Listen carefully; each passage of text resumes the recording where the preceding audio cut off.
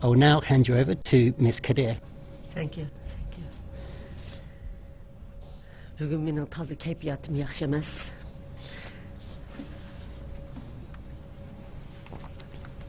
Aldı bilan barliq uni tarjima qilay. Aldı bilan barliq ko'pchilikka va muxbir efendimlarga chin ko'nglimda rahmat aytaman. Bugun mening shu kitobimni anglashga kelganinglarga. First, I would like to thank everyone for coming here today to discuss my book. Bugün o'zimning toza kayfiyatim yaxshi emas, chunki vatandan kelgan xabarlarni ayt, qo'rqinchli xabarlarni angladim. Actually, today I'm not feeling very good because we heard some really bad news from back home today. Chunki 200 odamga jinoyat e'lon qilamiz, 200 jinoyatchini kesimiz deb xabar oldim. First, we heard that 200 Uyghurs or 200 quote-unquote criminals would be sentenced today. They would be in court. Onun bizning shu tinchlik bilan namoyish qilishga Uyg'ur xalqimizni shu yaqindan nihoyat qattiq bostirganlik xabarimi bizni uningsizmi qayg'urga savatdi. We were already saddened by the ongoing events, which is Chinese government's crackdown on our peaceful Uyghur demonstrators. Biz 10-yıla 9-yıla atrapında məxfi sot qılıb nurgun Uyghurlarını atqanlığını anlagan, lekin muxbirlarga aşkarlayamagan. We heard that on August 9 and 10, many Uyghurs were sentenced to death.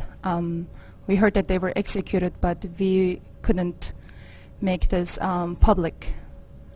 And bugünkü kunlikdə özü 200 Uyghurni advokat təklif qıldıq deb dünyanın gözünü boyab, yəni elan qıpdı. Bundaq vəhşiliklərin aslında yəni nemi işlərinin bağlılığı xalqımızın nəhayət məni qayğırdıdı. And today, now that we hear that 200 will be sentenced, we don't know what's behind this. We don't know what's going on behind the doors. So this is really worrying me very deeply. Menin xalqım 60 yıldan beri dünyaga avazını anlatamay, muşundaq bastırılış, muşundaq yoxtuş, tinchlikka erişemay, muşundaq azap uqubat içinde ötdi. My people for the last 60 years have been suffering, and they've been victims of repression and killings. Men şunun üçün bugün şu kitabımni, özümnin biyografiyamni men şu Germaniyalik xanımga ma'qul deb so'zlab berib, shuning uchun butun dunyo mening beshimga kelgan shu kulfatlar bilan mening xalqimni tushunsin deb yozgan edim. So the purpose of this book was to let the world know about our people's suffering through my own personal story. Ben şu özümnin bir addi bir aile, mening xalqim, mening bir addi ailening bechidan o'tgan kunlar mushundaq bo'lsa, mening xalqimning, ya'ni yuqori va tuvan xalqimning qanday azob tatqanligi mush kitobimda aytib beriladi. If my story, a story of a simple family, is this saddening as it is in my book, you could see how my people, what my people are going through, or have been going through for so many years. Endi bir mustamliki millatlarning va ezilgan millatlarning ahvolini yo'ritib berdi. This also reflects on the sufferings of oppressed people around the world. Shuning uchun men bu kitobimni e'lon qildim. Men buningdan keyin o'zimning kitobim orqali va buningdan keyin yana gezishim mumkin. Men o'zimning buningdan keyingi hayotimni men butun dunyo xalqining, Uyg'ur xalqining tushunishini va shuning bilan mening hayotimni ko'rib chiqishini umid qilaman. Through this book, I hope that more people would know about, through my story, know about my people, Uyghur people, and our story. Çünki men hayatımda bir narsani o'zimga ta'sir qilgan, men dunyoda mush demokratiya davlatlarga kelgandan keyin o'zimga ta'sir qilgan bir narsani aytib o'tdim. I would like to quickly mention something that really affected me after I came to a democratic society like this one. Bu yerdagi bolalarni ko'rdim. I saw children here. Bu yerdagi yoshlarni ko'rdim. I saw the youth. Qeri analarını gördüm. I saw old women, old mothers, Ular bilen özümnünki beşimde ötki hayatımını seliştirdim. and I compared them to my own personal story. Çünkü ben balılığımda balıla erişik bəxtə erişemedim. Because when I was a child, I could not enjoy my childhood. Hatta özüm arzu qılan məktəblərdə okuyamadım. I could not attend schools that I would like to attend when I was a child. Yaşlığımda insanlar yaşla erişik tiyişlik, birinci kıtımda yaşlığımda şundak muhabbetlerini qoğlaşamadım. When I was young, I couldn't enjoy my youth. I couldn't enjoy what a young person should enjoy in their life at that point. Hatta özümden Uyghur bolup qalğanlığım üçün bir anılığımı balalarımğa beremedim.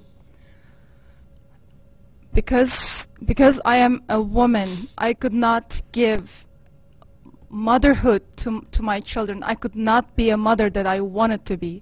Şunun üçün ben bu özümden tariximi qısqığına 30 bu benim hayatımın 30%.